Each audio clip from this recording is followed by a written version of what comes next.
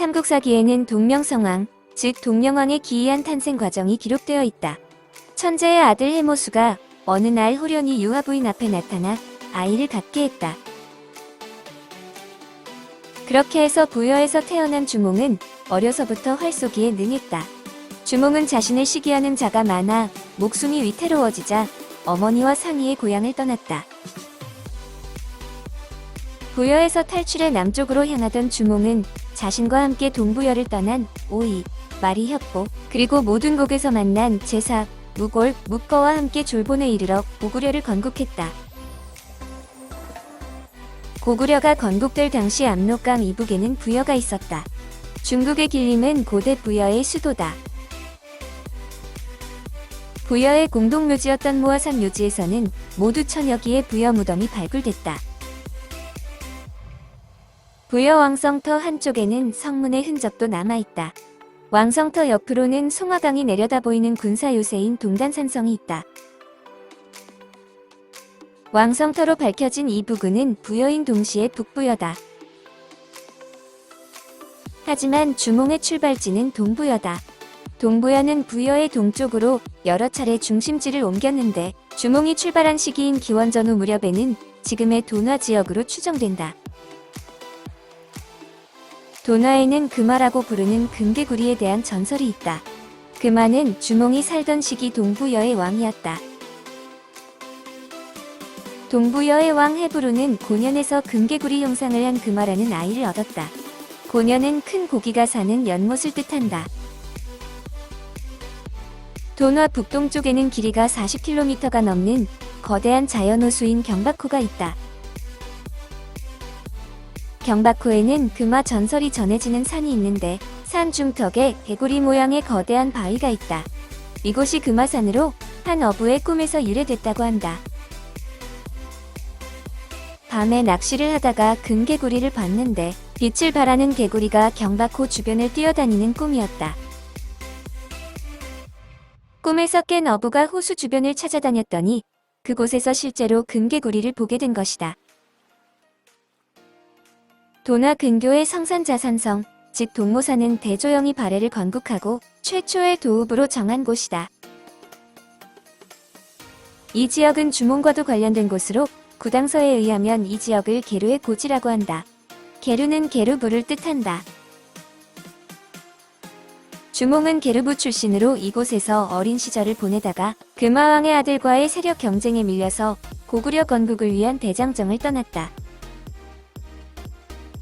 주몽은 압록강 동북지역에 있는 엄사수, 즉 엄니대수를 건너 남쪽으로 향했다. 엄니대수는 큰 강을 뜻한다. 돈화에서 고구려의 첫 건국지 환인으로 가기 위해서는 송화강을 건너야 한다. 송화강은 압록강 동북지역에서 가장 큰 강이다. 엄사수는 송화강으로 비정된다. 동부여에서 출발한 주몽은 엄사수에 이르러 건너려고 하는데 다리가 없었다. 추격해오는 병사들이 닥칠까 두려워 나는 천재의 아들이여 하백의 외손이다 라고 물에게 말하자 물고기와 자라가 떠올라 다리를 만들어 건널 수 있었다. 그리고는 물고기와 자라가 곧 흩어지니 추격해오던 기병은 건널 수 없었다. 엄사수를 지나면 평지가 이어지다가 고구려와 부여가 통하는 길목인 휘발성의 앞을 가로막는다. 휘발성을 지나면 다시 평지가 계속되다가 만나게 되는 산이 용강산으로 주몽이 넘었다는 모든 곡으로 비정된다. 용강산을 넘으면 비류수가 흐르는데 그 물을 건너면 고구려의 첫 수도인 졸본, 즉 환인 지역이다. 환인에서 눈에 띄는 것은 산 위에 우뚝 솟아있는 독특한 모양의 산성으로 이는 고구려의 첫 수도성인 오녀산성이다. 해발 800m 높이의 산 정상에 세운 오녀산성은 고구려의 700년 역사가 시작된 곳이다. 산 정상은 깎아지른 듯한 절벽으로 둘러싸여 있는데 그 높이가 100m가 넘는다. 성벽까지는 절벽을 몇 굽이 돌아가야 한다. 성벽이 있는 곳은 성의 동쪽으로 비교적 경사가 완만한 지역에 1km의 성벽이 남아있다. 성이 가장 잘 남아있는 곳은 동문터 부근이다. 높이 6m의 웅장한 성은 옛 모습 그대로다. 잘 정돈된 돌을 차곡차곡 쌓은 전형적인 고구려 성이다. 성 한쪽 면에는 적을 한 곳으로 몰아넣어 성을 방어하기 쉽도록 설계한 옹성의 원형이 남아있다. 고구려가 700년 동안 수많은 적을 막아낼 수 있었던 비결은 고구려의 창작품인 옹성에 있었다. 고구려의 첫 수도성인 오녀산성은 동쪽에만 인공적인 성이 있는 천연 절벽을 이용한 고구려의 걸작품이다. 절벽 위는 남북으로 1km, 동서로 300m로 축구장 30개와 맞먹는 넓이다. 이곳은 고구려의 첫 터전이었다. 성의 내부로 연결되는 유일한 통로는 서쪽으로 나 있는데 가파른 길을 200m쯤 올라가야 성의 입구를 만날 수 있다. 성의 내부는 평지를 이루고 있으며 커다란 연못도 있다. 산 정상에 거대한 연못이 있는 것은 바닥이 안반으로 이루어져 있어 물이 땅속으로 스며들지 않고 고이기 때문이다. 연못 한쪽으로는 물을 빼는 배수시설이 있고 사람이 먹는 식수와 말이 먹는 물을 나눠 저장했다. 오녀산성에는 곡식 창고도 있고 그 앞에는 곡식을 갈던 맷돌도 남아있다. 성 곳곳에 보이는 주춧돌은 성 내부에 건물이 있었음을 말해준다. 성에서 가장 높은 곳은 점장대다. 점장대에서 보면 환인 전 지역이 펼쳐진다. 환인에는 오녀산성 외에 또 하나의 고구려 성이 남아있다. 하고성자라는 마을 이름은 이 지역에 오래된 성이 있었음을 말해준다. 그러나 현재 마을에는 성의 흔적이 남아있지 않다. 다만 하고성자의 공동묘지로 추정되는 고구려 초기 적석 촉만이 남아있다. 고구려의 역사를 연 주몽은 이후 19년간 고구려를 통치하다가 40세가 되던 해인 동명성왕 19년 9월에 숨을 거두었고 용산에 장사 지냈다. 동명왕은 고구려의 왕들 가운데 환인에서 숨을 거둔 유일한 왕이다. 그런데 북한에서는 평양에 동명왕릉이 있다고 주장한다. 평양 인근에 산기슭에 동명왕릉이 있다. 동명왕릉은 1994년 새 단장을 했다. 원래 석회암으로 되어 있던 기단을 화강암으로 바꾸고 봉분을 다시 쌓아 올리는 대규모 보수 작업이었다. 봉분은 사각추 모양으로 11.5m 높이까지 쌓았다. 길이와 너비는 각각 32m이고 묘실의 크기는 약 4.2m 정도다. 거대한 돌로 기단을 쌓고 그 위에 흙을 쌓은 기단이 있는 봉토석 실분이다. 동명왕릉은 일제 때 한 차례 발굴되기도 했지만 본격적인 발굴은 1974년에 이뤄졌다. 일본은 발굴 결과 벽화가 없고 유물이 발견되지 않았다는 이유로 왕릉이 아니라는 결론을 내렸다. 하지만 1974년 발굴 당시 오래되어 부서진 석회암 피막을 걷어내자 벽화가 발견되었다. 활짝 핀 연꽃이 벽면 전체를 덮고 있는데 모두 640여 개로 추정된다.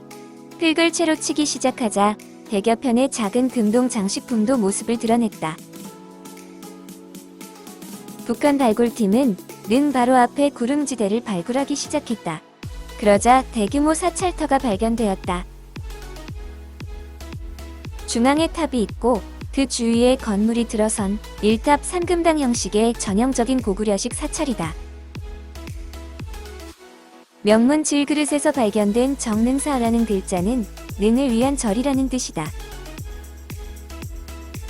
무덤 기단의 큰 돌은 4m가 넘는 거대한 통돌인데 계단식으로 흘러내리지 않도록 했다. 무덤 안도 독특한 구조다. 다른 무덤에선 볼 수 없는 쇠문이 있고 벽면과 천정은 자주색 바탕에 붉은색 연꽃 문양이 어우러진 장중하면서도 화려한 모습이다. 시신을 모셔둔 바닥엔 습기를 제거하기 위해 사마토와 숯을 번갈아 쌓았다. 환인 지역에서 가장 크고 웅장하다는 무덤인 장군 무덤은 강으로 둘러싸인 지형의 한가운데에 있다. 무덤은 용의 형상을 한 용산의 꼬리 부분에 위치해 있다.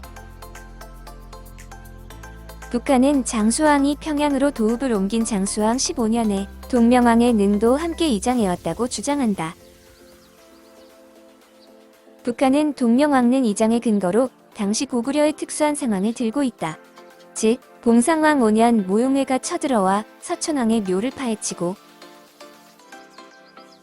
고국원왕 12년 전현의 모용왕이 미천왕의 묘를 파가는 등 전쟁이 날 때마다 여러 차례 침략자들에게 왕의 시신을 빼앗긴 고구려의 쓰라린 경험이 있다는 것이다. 하지만 수도를 평양으로 옮긴 뒤에도 평양이 아닌 졸본에 가서 동명왕의 제사를 지냈다는 기록이 있다. 북한은 이 기록에 쓰인 한자에 주목하면서 도읍을 옮긴 이후 졸본에 가서 제사를 지낸 기록에는 무덤 묘자가 아니라 사당 묘자가 쓰였음을 지적한다.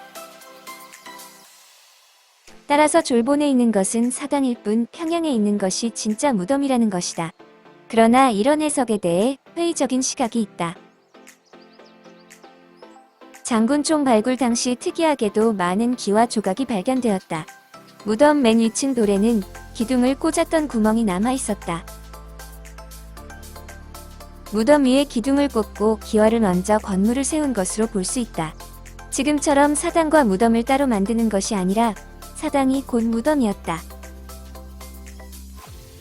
분명한 건 평양의 동명왕릉은 고구려가 수도를 평양으로 옮기던 당시에 조성되었다는 것이다.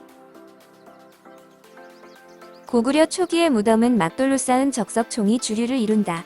그러던 것이 잘 정돈된 돌을 계단식으로 쌓는 방식으로 바뀐다. 그리고 5세기가 되면 흙을 사용해서 둥글게 쌓아 올려 무덤의 형태가 완전히 다르게 변한다. 적석총과 봉토분의 중간 형태가 평양의 동명왕릉의 형식인 기단이 있는 봉토석 실분이다. 이런 형태가 등장하는 것이 4세기 말에서 5세기 초로 수도를 평양으로 옮긴 시기와 일치한다. 정릉사의 건축 양식과 배치는 당시 고구려의 왕이 머물던 안악궁과 유사하다. 정릉사에서 나온 유물도 안악궁에서 나온 것들과 거의 같다. 4세기 말에서 5세기 초의 건축물인 안악궁과 양식이 비슷하다는 것은 동명왕릉이 수도를 건설할 때 함께 지어졌다는 얘기가 된다. 안악궁 남문과 동명왕릉을 직선으로 잇는 지점에서 고구려의 다리가 발견됐다. 북한은 이 고구려의 다리 또한 장수왕이 수도를 평양으로 옮길 당시 동명왕릉을 조성하고 제사를 지내러 다녔다는 근거로 제시하고 있다. 고대 국가들은 매년 10월에 하늘의 신을 모시는 제례의식을 성대하게 거행했다. 부여의 영고, 동해의 무천 등이 그것이다. 고구려에선 이런 제천의식을 동맹, 동명이라고 했다. 이것은 주몽의 왕후인 동명과 같은 이름이다. 고구려에서 하늘의 제사를 지낸다는 것은 동명왕에 대한 제사를 의미하는 것이고, 동명왕에 대한 제사는 곧 하늘을 숭배하는 것이었다.